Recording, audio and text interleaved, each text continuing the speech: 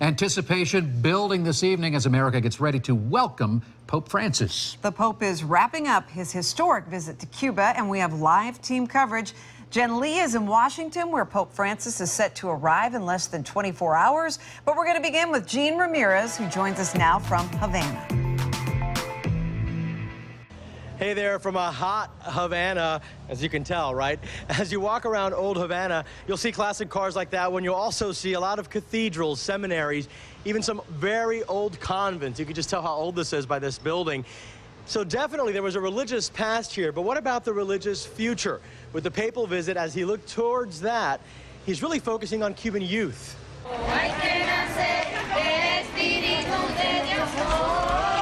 Cuban kids learn church hymns and get their religious education from relatives and informal catechism.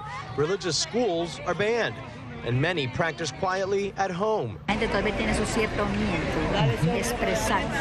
People are still scared to express themselves, says this Cuban nun who works with children.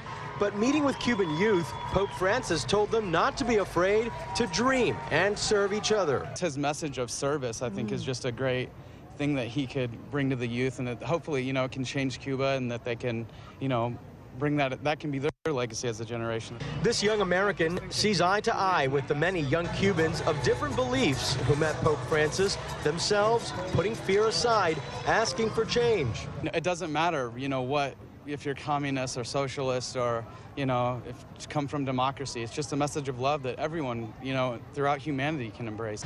As Cuba and the U.S. experience dramatic changes that will shape the future for these young Cubans, Sister Hernandez believes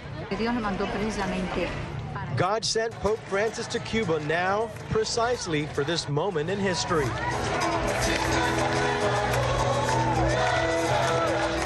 Well, a call from the Pope for young people to dream. But sadly, through my previous trips here to Cuba, the young people that I've spoken with, many of them believe that the only way for them to make their dreams come true is to leave Cuba. Reporting in Old Havana, I'm Jean Ramirez. Back to you.